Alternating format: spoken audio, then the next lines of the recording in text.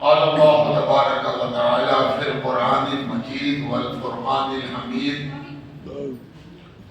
فاتبعونی یحببکم اللہ آمنت باللہ ورسولہ وصدق اللہ مولانا العظیم۔ اس سے قبل کہ اس مقدس عرس کی مجلس میں اللہ تعالیٰ نے جن کا انتخاب کیا ہے شرکت کے لیے، ان سے تھوڑی دیر کلام کرنے کی سعادت حاصل کی جائے۔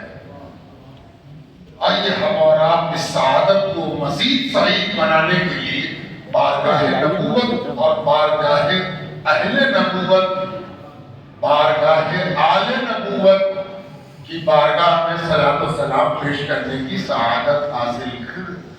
اللہم صلی علی سیدنا و مولانا محمد وعلی آل سیدنا و مولانا محمد بعدد کل ذرۃ الف الف مرۃ وبارک وسلم۔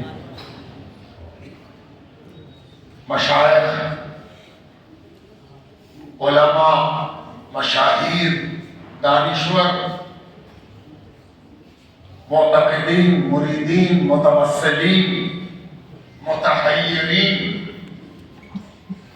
کا نایاب مجمع اس وقت کا تقاضا ہے کہ پہلے اس سال جو اللہ تعالیٰ نے نعمتیں دی ہیں ان کا تذکرہ ہو جائے۔ ہم لوگ اب تک 38 کتابیں شائع کر چکے ہیں، 38 کتابیں۔ یہ ساری کتابیں بزرگوں کی، اسلاف کی، ہمارے اجداد کی۔ اجداد صرف وہ نہیں ہوتے جنہیں ہم اب دادا کہہ لیں، ہر وہ شخص جد ہے جس کی راہ پر ہم چلتے ہیں یا چلنے کی کوشش کرتے ہیں، وہ سب ہمارے اجداد ہیں۔ 38 کتابیں جو شائع ہوئی، وہ سب کی سب کوشش کی گئی کہ ایسی شائع کی جائے جو بزرگوں کی ہو، اللہ والوں کی ہو اور پہلی بار چھپ رہی۔ جو چھپ چکی ہیں ان پر زیادہ توجہ ہم لوگ اس لیے نہیں دیتے ہیں کہ وہ موجود ہیں، جو موجود نہیں ہیں ان کو لانے کی کوشش کی جائے، یہ زیادہ اہم ہے۔ اس سال جو کتابیں سامنے آ رہی ہیں ان میں پہلی کتاب ہے مرصاد العباد۔ مرصاد العباد، عباد عبد کی جمع ہے، بھیڑ، اللہ والوں کی بھیڑ، بندوں کی بھیڑ، سب اللہ والے ہیں، تقدیر ہے۔ توجہ چاہتا، تقدیر تو یہی ہے کہ ہم اللہ کے بندے ہیں۔ اب اس دنیا میں آ کے کوئی انکار کر گیا، کوئی چپ رہا، کوئی اقرار کر گیا، یہ تو الگ بات ہے۔ تقدیر تو یہی ہے کہ سب غلام الہی ہیں۔ تو بھیڑ زیادہ ہو گئے، جیسے ابھی بھیڑ ہو گئی، چلنے کی جگہ نہیں، کیسے چلا جائے؟ انتظام کار پریشان ہے کہ کیسے لے جائیں، جگہ کہاں پر کھوجیں، راستہ کہاں کھوجیں۔ وہ کتنا عظیم محسن ہوگا جو بھیڑ میں راستہ بتاتے، ایسے ایسے چلو، ادھر سے چلو، ادھر سے ایسے مڑنا، ایسے سیدھے ہو جاتے، دیکھو وہ راستہ، دیکھو وہ گلیارہ، دیکھو وہ پگڈنڈی، دیکھو وہ نجات کا راستہ، دیکھو وہ ہے راستہ، ایسے جاؤ، ایسے نکل کے جاؤ۔ اسی راستے میں حوض کوثر ملے گا، اور اسی راستے میں جب تم چلا رہے ہوگے کہ کون ہے میرا پرسان حال، تو اسی راستے میں وہ ملیں گے جن کی تلاش میں تم نہیں، سارا جہان پریشان۔ یہی وہ راستہ ہے، اور اسی راستے سے پھر آگے بڑھو گے تو قرب الہی اور رضا الہی کا راستہ ہے۔ جانتے ہیں اتنی بات کو سمیٹ کے اگر ایک ٹکڑے میں کہنا ہو تو اس کا نام ہے مرصاد العباد۔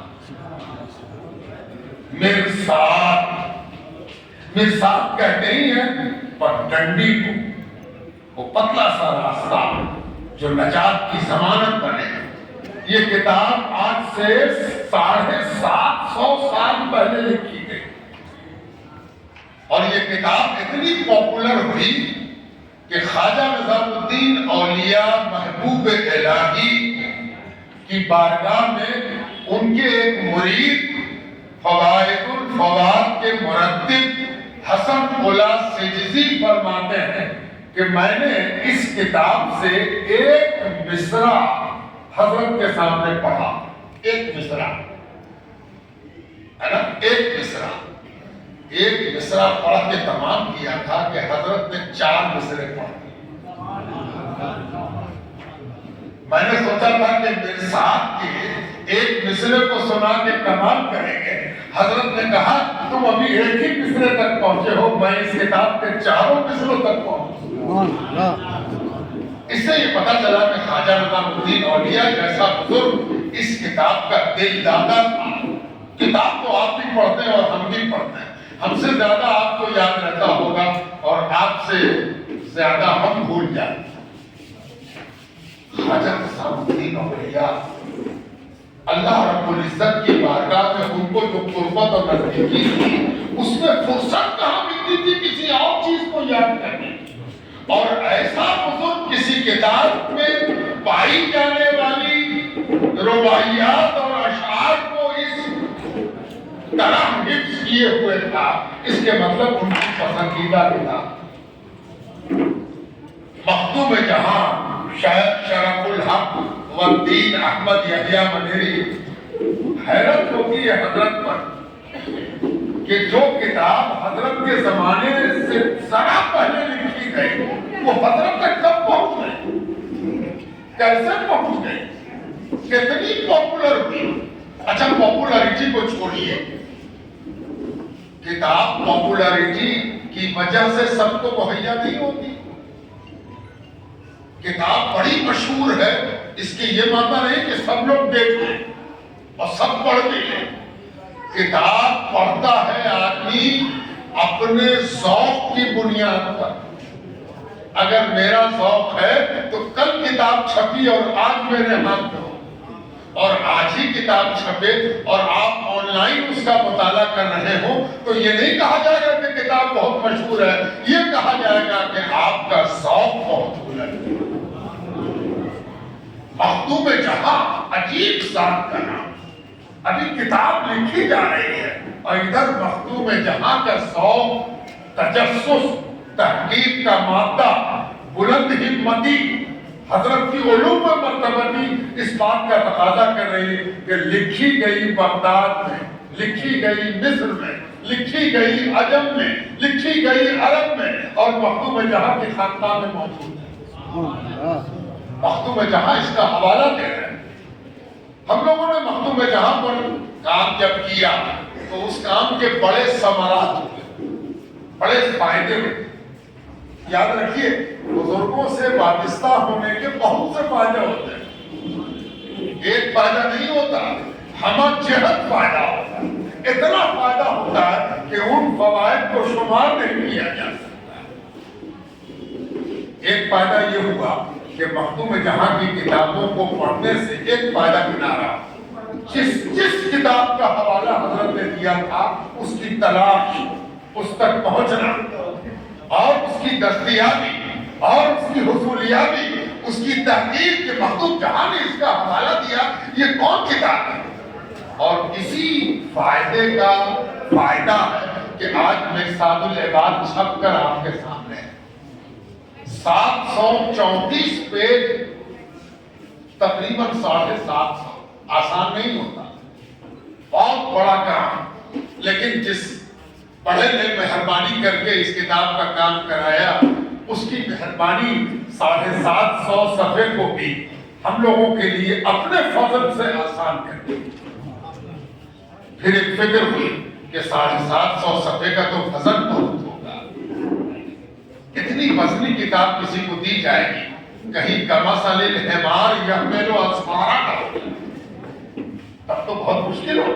تب کیا کیا جائے, تب تلاش شروع ہوئی کہ ایسا کاغذ مل جائے جس میں ظاہری طور پر وزن نہ ہو تاکہ اس میں اس کتاب کا وزن رکھ بھی دیا جائے تو میرے جیسا کمتر اسے اٹھانے میں ہمت نہ آ جائے نا۔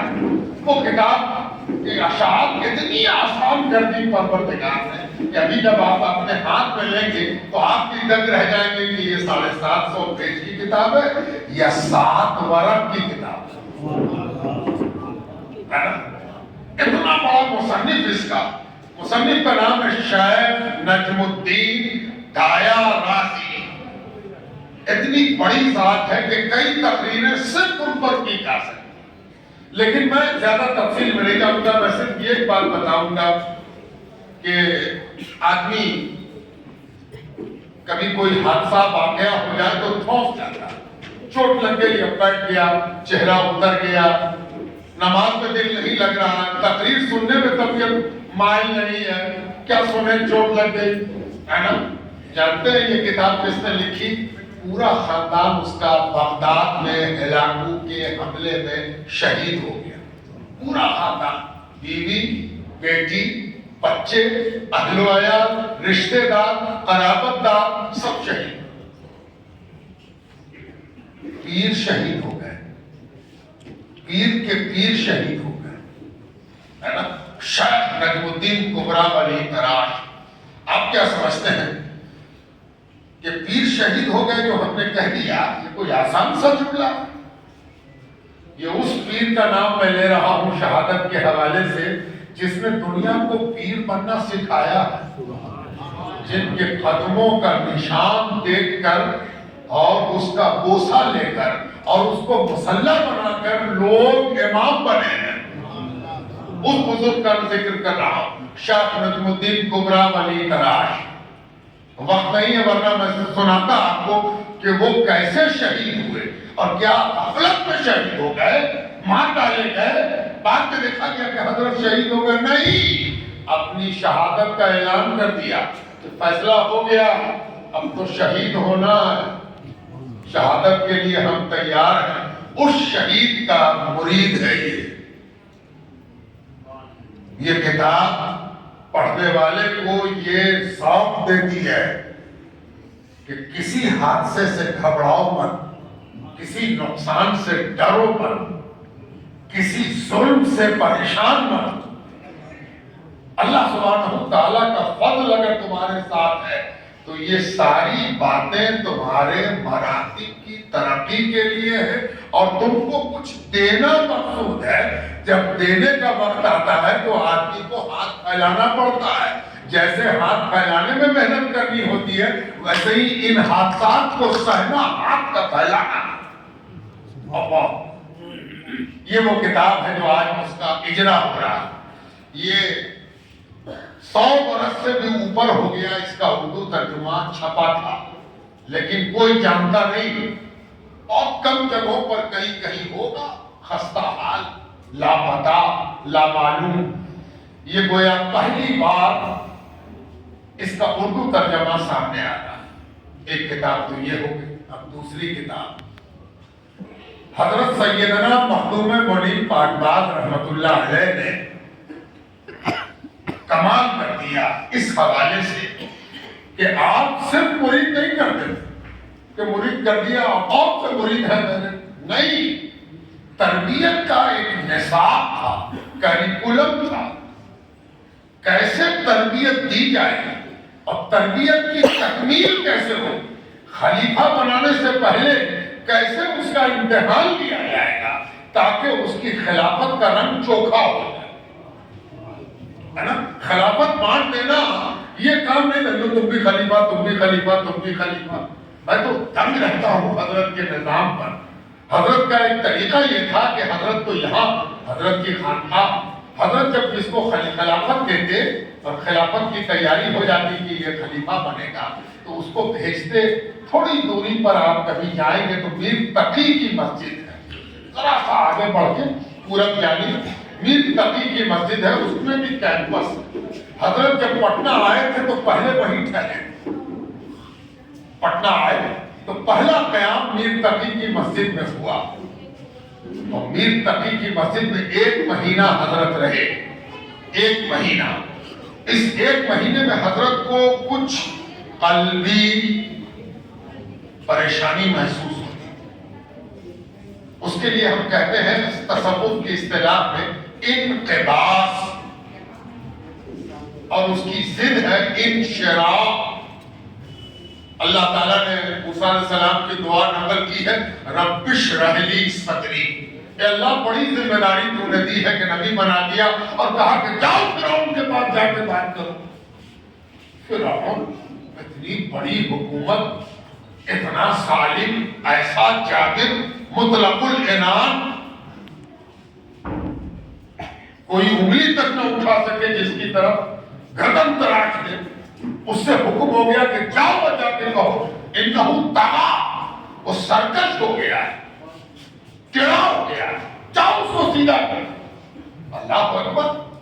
موسیٰ علیہ السلام کہتے ہیں رب اشرح لی صدری، کام بہت بڑا ہے پروردگار، میں تنے تنہا ہوں، میں جانے کو تیار ہوں، لیکن دل کے دروازے کو اس کام کے لیے کھول بھی دے، دل بھی ساتھ دے، دل دھک دھک کرے تو ڈرائے نہیں، یہ دھک دھکاہٹ ہمیں حوصلہ دے جہاں کرنا ہے۔ انشراح اس کو کہتے ہیں۔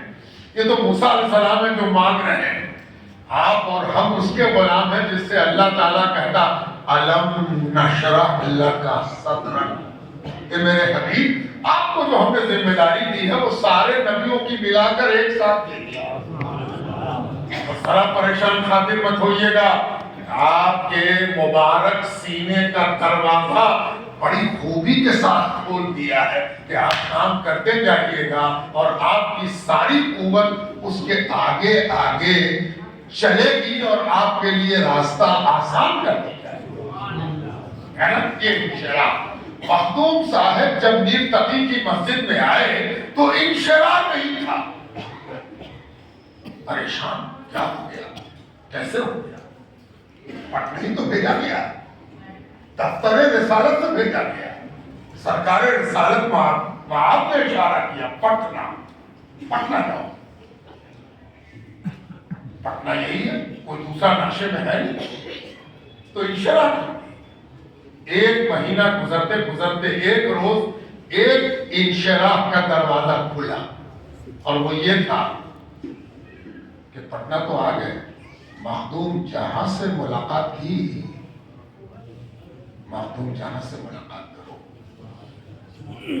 پٹنہ تو بھیج دیا، تو پٹنہ کس کے دارالسلطنت کا حصہ ہے؟ جاؤ اس کے ہم مہر لگاؤ اپنے کاغذ پر، اپنے فرمان پر۔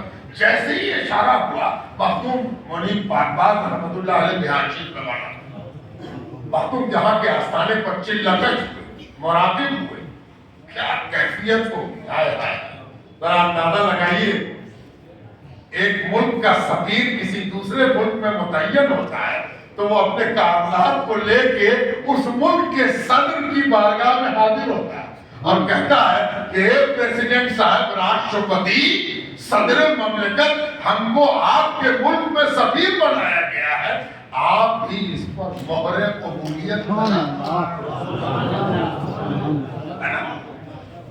کے بیچ میں جملہ معترضہ کے طور پر یہ بات آ گئی، لیکن کیوں آئی؟ بلا وجہ نہیں آئی، میں اس کو آپ کے سامنے عرض کر رہا ہوں۔ مخدوم جہاں رحمۃ اللہ علیہ نے اپنی مبارک انگلیوں سے جو بچے ہوئے دروازے تھے ان کو بھی کھول دیا اور کہا کہ بس ایک چیز کی کمی ہے، اس کو دور کر۔ کہا حضور کیا کمی؟ کہا میر تقی کی مسجد نہیں، ملا میتن کی مسجد۔ کہا میر تقی کی مسجد ہے، میتن کی مسجد میں جاؤ، میتن کی مسجد میں جاؤ، وہ جگہ ہے تمہاری، جاؤ وہاں جاؤ۔ حضرت وہاں سے لوٹ کے آئے اور حضرت یہاں داخل ہوئے اور انشراح ہو گیا، قلب کا پٹ کھلا، دروازہ کھل گیا، خیبر فتح ہو گیا۔ اور جب خیبر فتح ہوا تو مخدوم منیب پاکباز نے بھی ایک معمول بنایا، اب جس کو خلافت دے پہلے میر تقی جاؤ،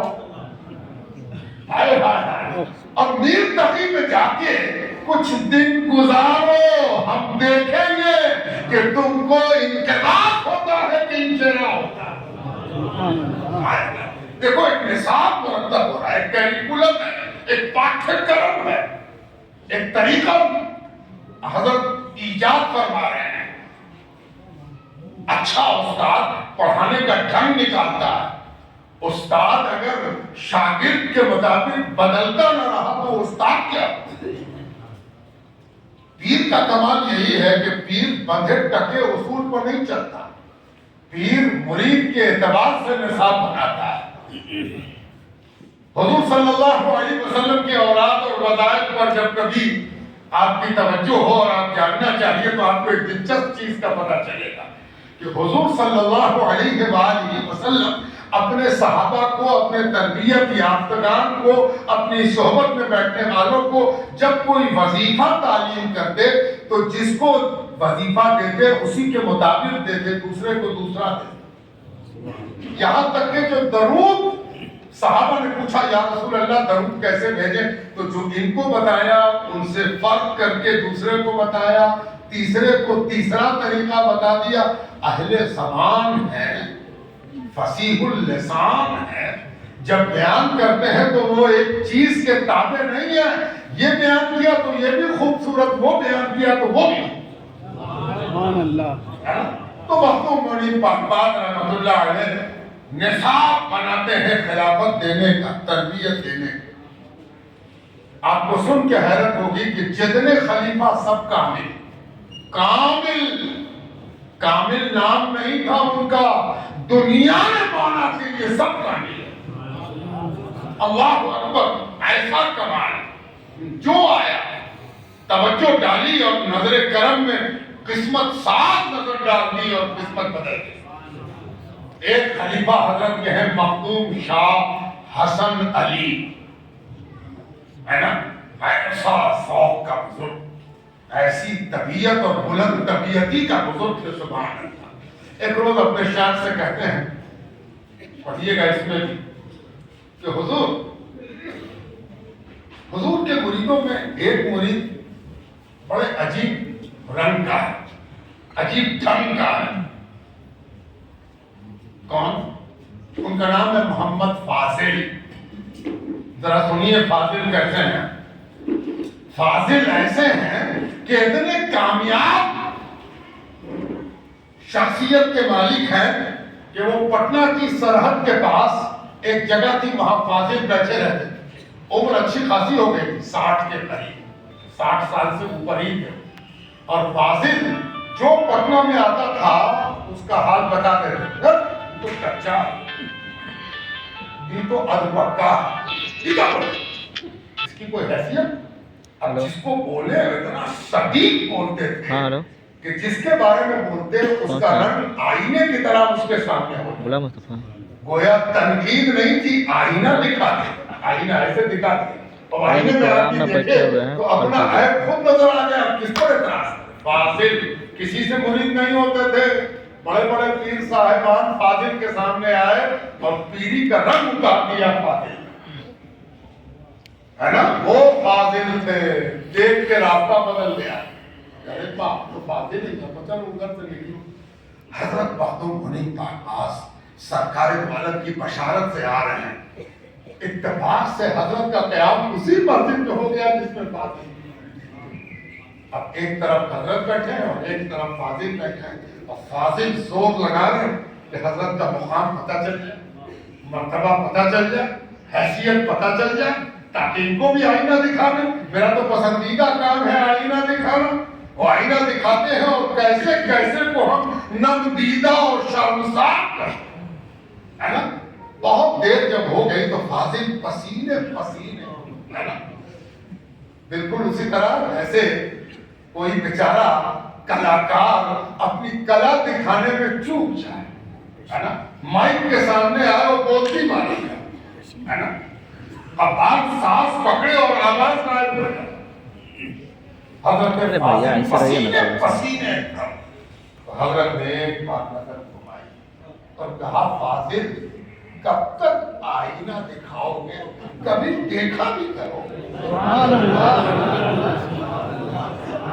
کب تک آئینہ نعرے حیدر، نعرے حیدر، نعرے حیدری، ہم سب کے رہبر، ہم سب کے رہبر، ہم سب کے رہبر، نعرہ تکبیر، نعرہ تکبیر، نعرہ رسالت۔ کب تک آئینہ دکھاؤ گے؟ کبھی آئینہ دیکھا بھی کرو فاضل۔ پہلی بار فاضل اٹھے اور مختوم کا پیر مختوم کا پیر معاف کریں، پہلی بار کسی کو دیکھا کوئی ہے جس کو ناپنے میں میرا میٹر بھی ٹوٹ گیا اور ناپنے کا حوصلہ بھی پڑا ہے نا؟ حضرت نے کہا تم تو بہت پہنچے ہوئے ہو، جاؤ جاؤ کوئی اور پہنچا ہوا تو جو کہنا حضور پہنچ گئے۔ حضرت سے بیعت ہوا ہے نا، اور جب وہ بیعت ہوا تو باکمال ہوا۔ اب کمال کی انتہا دیکھیے ذرا، مختوم حسن علی ایک روز اپنے شاعر سے کہتے ہیں حضور فاضل کو منع کیا جائے، فاضل کو روکا جائے۔ تو حضور حضرت مسکرا کے پوچھتے ہیں کیا ہوا، فاضل نے کیا کر دیا، کیا ہوا؟ کہا فاضل بولتا ہے۔ کیا فاضل بولتا ہے؟ کہا حضور وہ لوگوں کو ان کے مراتب ابھی بھی پتہ چلا رہا، کل رات گزرنے کے بعد صبح صبح میرے پاس آیا اور کہنے لگا حسن علی مبارک ہو، تاج العارفین کا خطاب ملا، تاج العارفین کا خطاب ملا۔ اللہ اکبر، بارگاہ رسالت سے تیرے لیے جو نام لکھا گیا ہے وہ تاج العارفین ہے۔ اب ذرا سوچیے حوصلہ حضرت کے، آپ کو اور ہم کو ہم خواب دیکھ لیں تو ارے باپ رے باپ، تب تو کل بڑی والی روشنائی سے ہم ہی لکھیں گے اپنے نام کے ساتھ تاج العارفین۔ اب تقریر کم کریں گے اور کہیں گے ہم ہیں تاج العارفین، ہے نا؟ اور مخدوم مولوی پاکباز کی تربیت کا نتیجہ دیکھیے، مخدوم حسن علی کہتے ہیں حضور فاضل کو منع کر دیجیے نا، یہ سب نہ بولا کرے، اس کے بولنے سے آپ کے غلاموں کا حوصلہ پست ہوتا ہے۔ ہمارا کمال تاج العارفین بننا نہیں ہے، ہمارا کمال تو منعم کی روشنی میں نہانا ہے۔ مخدوم حسن علی کیا تربیت دی تھی، کیا سکھایا تھا، کس انداز سے حضرت کو بنایا تھا۔ مخدوم حسن علی پر مخدوم مولوی پاکباز نے بڑی محنت کی ہے نا۔ اچھا ایک بات اور یاد رہے، کبھی کبھی لگتا ہے کہ جو ہم کو محنت کرتی کیا ہوتا، ہم تو گڑھے کہائے کیا کہنا۔ سوچ لیجئے مخدوم حسن علی وہ تھے جن کو بچپن سے کرامت ظاہر ہوتی تھی، ولی ازلی کہتے ہیں، پیدائشی ولی، پیدا ہی ہوئے تھے ولی۔ ایسا سا کمال ہے کہ ان کمالات کو کتاب میں لکھ دیا ہم نے، جتنے کمالات ہم تک پہنچے تھے سب لکھ دیا۔ مخدوم حسن علی باکمال تھے، بچپن سے پٹنہ میں پڑھنے آئے تھے، پڑھتے تھے تو پڑھتے پڑھتے کرامت ظاہر ہوتی۔ ایک سنا دیں آپ کو، ایک دن کیا ہوا کہ عالمیت کا درجہ تھا، اچھے طلباء سنجیدہ بحث کرتے ہیں۔ آج کل تو ماحول خراب ہو گیا مدارس کا، آج کل صرف مناظراتی گفتگو ہوتی، مسلکی کشم و کش سے مدارس برباد ہے۔ مدارس میں مسلکی تعصب اچھا عالم بننے کی راہ میں بہت بڑا روڑا ہے، اس کو ہٹایا جائے گا تب طالب علم اچھا نکلے گا۔ آپ کو لگتا ہے کہ اعلیٰ حضرت کے خلاف ہم بول رہے ہیں؟ نہیں، اپنی عقل جو ماری گئی ہے اس کو ٹھیک کر لیجیے۔ اعلیٰ حضرت نے کس مدرسے میں پڑھا تھا کہ اعلیٰ حضرت جیسا آدمی پیدا ہو ہے نا؟ کیوں پیدا ہوا؟ کہ اعلیٰ حضرت نے جو نصاب پڑھا تھا وہ آج کی مسلکی رسہ کشی سے اوپر تھا اور الگ تھا۔ اس رسہ کشی نے برباد کر دی۔ وہ کون سا نصاب ہوگا کہ جس کو پڑھنے سے مدارس میں وہ صحت مند مسابقہ اور مناظرہ پیدا ہو۔ مخدوم حسن علی جس مدرسے میں پڑھتے تھے پٹنہ میں، آج بھی وہ جگہ موجود ہے، اب مدرسہ نہیں ہے، تو طلباء کے درمیان بحث ہوئی کہ معراج جسمانی ہوئی تھی یا روحانی، یعنی خواب میں حضور صلی اللہ علیہ وآلہ وسلم معراج میں تشریف لے گئے اور واپس آ گئے، یا جسم کے ساتھ جانا ہوا اور آنا۔ یہ طلباء میں بحث ہو رہی، کون طلباء؟ جو تفسیر پڑھتے ہیں، حدیث پڑھتے ہیں، عقائد پڑھتے ہیں، علم کلام پڑھتے ہیں، یہ ان کی بحث ہے، عوامی بحث نہیں ہے۔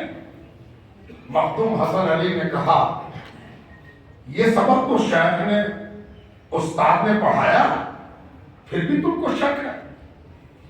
ساتھی طالب علم نے کہا ہاں شک ہے، اشکال اور تشکیک موجود ہے، اشکال موجود ہے، اشکال کیسے دور ہو؟ تو مخدوم حسن علی نے کہا اچھا دیکھو، سبق تو تم استاد سے پڑھ لینا، میں تمہاری تشکیک دور کر دے، شک دور کر دیتا ہوں۔ کہا وہ کیسے؟ کہا یہ جو میرا والا حجرا، اس پہ تو ایک ہی دروازہ۔ کہا ہاں ایک ہی دروازہ۔ کہا تو اچھا میں اندر جاتا ہوں، تم دروازہ بند کرو۔ مخدوم حسن علی اندر گئے اور باہر سے ان کے تیز ترناک ساتھی نے دروازے کی کنڈی چڑھائی، آواز دے کے پوچھا تم اندر ہو؟ کہا ہاں اندر ہے۔ کہا تم نے کنڈی لگا دی؟ کہا ہاں۔ کہا پیچھے گھومو۔ پیچھے گھومے تو مخدوم حسن علی پیچھے کھڑے۔ سبحان اللہ۔